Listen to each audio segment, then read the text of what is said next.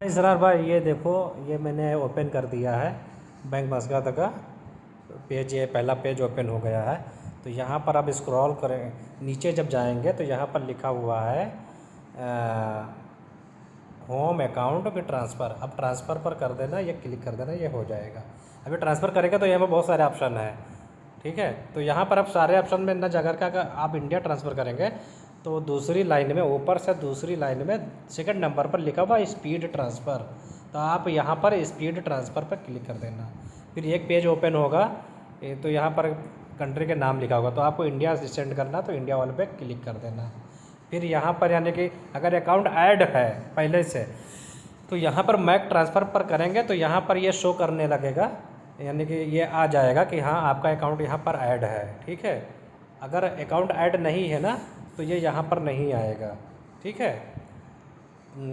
ये हमारा वो लॉक कर दिया इसने, तो काफ़ी देर से ओपन कर रखे थे, ठीक है। तो दोबारा से हम जा रहे हैं इसे ट्रांसफ़र, फिर बाद में स्पीड ट्रांसफ़र, फिर इंडिया, ठीक है। अब यहाँ पर हम दोबारा फिर दिखा रहे हैं, अगर ट्रांसफ़र करना मैक ट्रांसफ़र करो तो यहाँ पर यानी कि ट्रांसफ़र हो जाएगा। ये यहाँ से प्रोसीड करेंगे तो ये ट्रांसफ़र हो जाएगा, ठीक है। ये देखो हमारा अकाउंट नंबर ऐड है, यहाँ पर लिखा हुआ नूर मोहम्मद, इस पर हम क्लिक करेंगे तो देखो हमारा ये पूरा डिटेल आ गया है।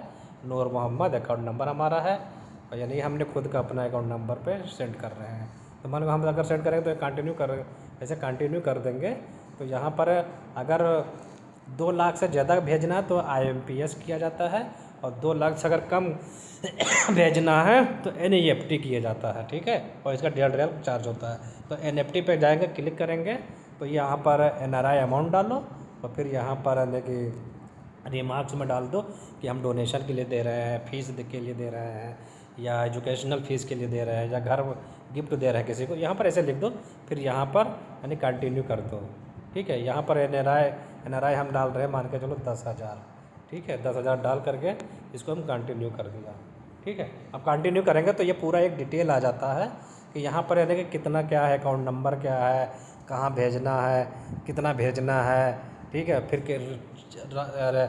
हमको कितना चार्ज मिल रहा है, यानी कि एक्सचेंज रेट कितना दे रहा है, फिर है यहाँ पर कितना अमाउंट कटेगा हमारे अकाउंट से, ये सब पूरा। अब यहाँ कंफर्म करेंगे तब तो उस अकाउंट में पैसा चला जाएगा, ठीक है। तो हमको करना है नहीं, तो इसलिए इसको हम कैंसिल कर रहे हैं। अब आपको यानी कि नया अकाउंट ऐड करना है तो उसके लिए यहाँ पर करना पड़ेगा, आपको ऐड न्यू बेनिफिशियरी पे क्लिक करना पड़ेगा, ठीक है। अब यहाँ पर सेकंड नंबर पर क्लिक कर देना और यहाँ कंटिन्यू कर देना। अब इसको जब कंटिन्यू करोगे तो यहाँ पर यानी कि 2 ऑप्शन आ रहा है, सेल्फ और थर्ड पार्टी। सेल्फ मतलब अगर खुद के अपने अकाउंट में करना तो सेल्फ कर लो, अगर अदरवाइज़ किसी दूसरे को देना है तो थर्ड पार्टी पे कर लो, ठीक है। फर्स्ट नेम डाल दो, यानी कि फर्स्ट और लास्ट नेम कम इसमें डालना पड़ता है, ठीक है। तो हमने इसमें डाल दिया। निक नेम हमने डाल दिया अपना नूर डाल दिया, ठीक है। अकाउंट नंबर, अब जो अकाउंट नंबर है वो अकाउंट नंबर अपना डालना पड़ेगा। फिर यहाँ पर सेविंग अकाउंट ओके बराबर है। फिर यहाँ पर beneficiary type ID, beneficiary type ID अगर आधार नंबर है उसका तो आधार नंबर डालो, पासपोर्ट है तो पासपोर्ट डाल दो। तो हम हमारे पासपोर्ट कर देते हैं, ठीक है। और यहाँ पर IFSC कोड भी ज़रूरी है। IFSC कोड जब यहाँ फिल करोगे तो यहाँ पर इसको कर देना गेट बैंक डिटेल, ठीक है। अब जैसे हम SBI का डालेंगे ना, तो SBI का शायद वो है IFSC कोड ISBI00,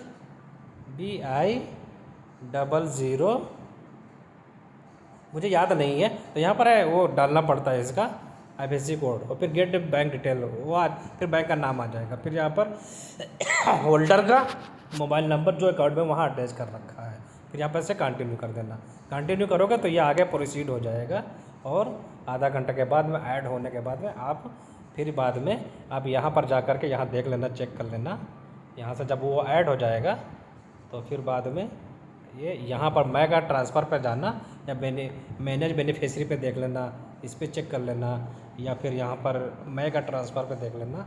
तो यहाँ से प्रोसीड करोगे तो यहाँ पर आ जाएगा। जब यहाँ ऐड हो जाएगा फिर आप यानी कि भेज सकते हो, ठीक है। तो ये है पूरा प्रोसेस भेजने का।